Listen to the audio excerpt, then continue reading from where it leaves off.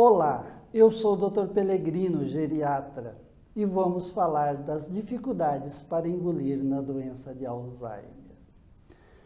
A pessoa querida que você cuida com doença de Alzheimer está começando a apresentar dificuldades para engolir, ou ela já possui essa dificuldade. Aquilo que nós chamamos de disfagia. Ela engasga, ela tosse, ela fica vermelha, ela fica arroxeada, ela perde o fôlego quando está alimentando ou bebendo líquidos. Em algumas outras situações, o paciente coloca o alimento na boca, esquece de mastigar e esquece de engolir. Pois bem, você notou que a sua pessoa querida está tendo dificuldade para alimentar, para ingerir água. Sobre este assunto nós vamos abordar neste vídeo. Por favor, assista ao vídeo até o final, depois curta, se inscreva no nosso canal e compartilhe. Dessa maneira você estará ajudando para que mais pessoas tenha conhecimento e cuide melhor dos seus entes queridos.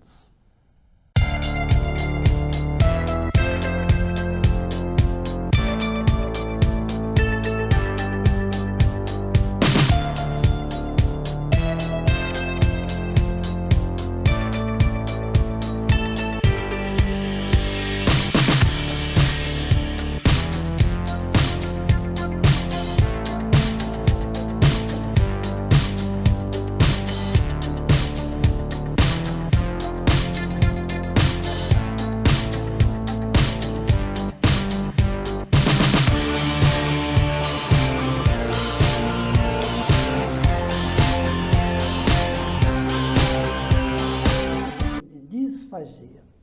Se o paciente com doença de Alzheimer atingir a fase avançada da doença, ele terá 100% de probabilidade de sofrer de disfagia. A disfagia acontece na doença de Alzheimer porque o paciente apresenta dificuldades em organizar e executar o ato motor de engolir os alimentos, em decorrência de comprometimentos de áreas dos cérebros, que são responsáveis por esta função. Temos no cérebro áreas responsáveis pela deglutição. Qual a causa da disfagia? A disfagia, ela acontece inicialmente quando a pessoa engole alimentos muito seco ou líquido. O paciente preserva por mais tempo a capacidade de engolir alimentos pastosos. Com a evolução da doença, até alimentos pastosos vão ficando mais difíceis de ser engolidos. Existe uma situação também bastante comum. O paciente coloca o alimento na boca, esquece de mastigar e esquece de engolir. Muitas vezes o cuidador familiar tem que dar comandos verbais, como: olha, o alimento está na sua boca, agora você mastigue. Depois de mastigar, engula. Existe uma situação também comum, na fase já bem avançada da doença de Alzheimer, que o paciente engasga com a sua própria saliva. Os sinais e sintomas de alerta da disfagia são: tosse seca durante ou logo após a alimentação, voz rouca após alimentar, escape de alimento pela boca ou pelo nariz, presença de catarro na garganta, restos alimentares na boca. O tempo de alimentação vai aumentando com o evoluir. O paciente começa a apresentar recusas de alimentar pela dificuldade de engolir. Diminuição do apetite, perda de peso, febre sem causa aparente. O paciente com doença de Alzheimer apresenta esses sinais e sintomas. E, como consequência, Da disfagia, nós temos perda de peso, desnutrição, anemia, desidratações recorrentes, fraqueza com dificuldade para caminhar, ocasionando quedas que muitas vezes podem levar a fraturas, problemas estomacais como azia, por gastrite e refluxo, constipação intestinal, diminuição da resistência imunológica, infecções de repetição, dentre elas a pneumonia, que é muito frequente. A pneumonia aspirativa, que é em decorrência da disfagia, aumenta muito a hospitalização, é um quadro grave e pode levar à morte. A disfagia, como todos os sinais e sintomas da doença de Alzheimer, é insidiosa e progressiva. Isso é, começa aos poucos e evolui com o tempo. Nós já mostramos os sinais e sintomas. As consequências que a disfagia leva. Agora nós vamos passar para vocês algumas dicas de como lidar, de como agir quando o seu ente querido estiver com dificuldade para engolir. De início, evite alimentos muito secos, como farofas. Ofereça os alimentos de uma consistência mais pastosa, como purês ou sopas batidas no liquidificador. Nunca ofereça alimentos ou água com o paciente deitado. O uso de canudinho pode ajudar a ingerir líquidos. O paciente está engasgando, tenha paciência, não insista. A insistência pode piorar. E a conduta mais adequada?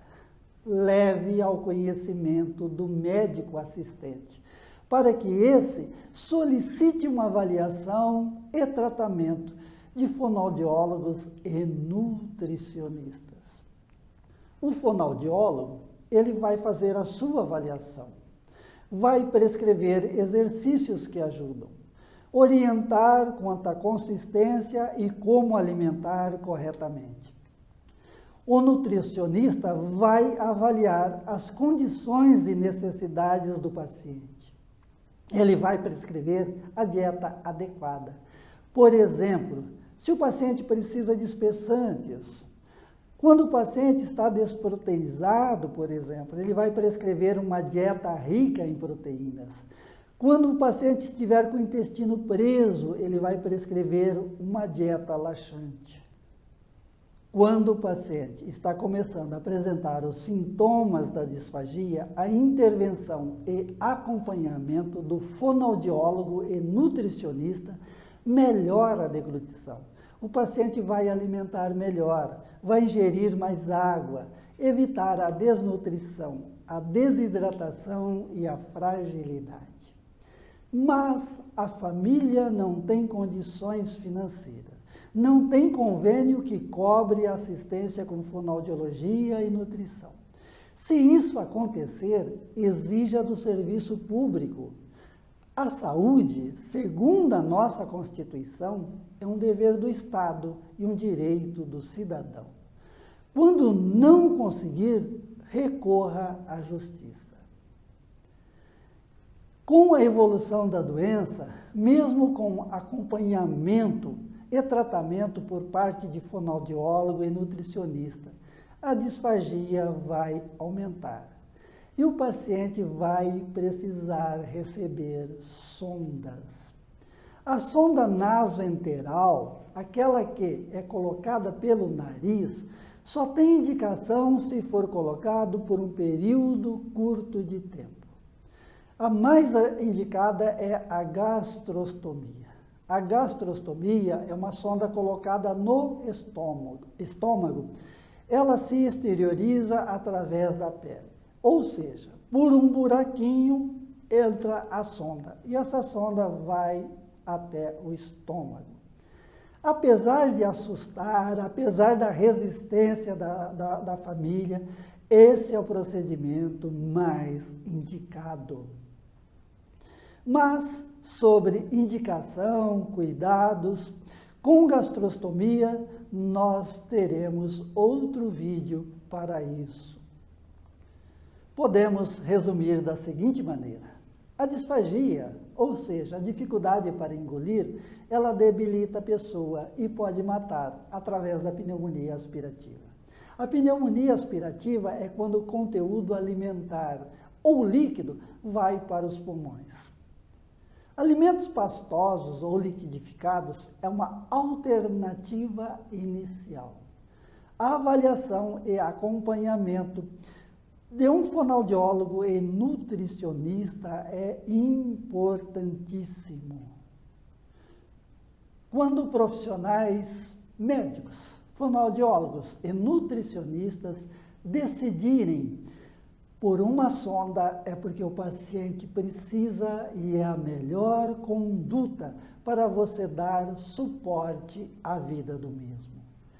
Lembre-se, assim como uma mãe que amamenta uma criança, um filho que ajuda o pai ou a mãe a alimentar, é um ato de amor, de muito carinho.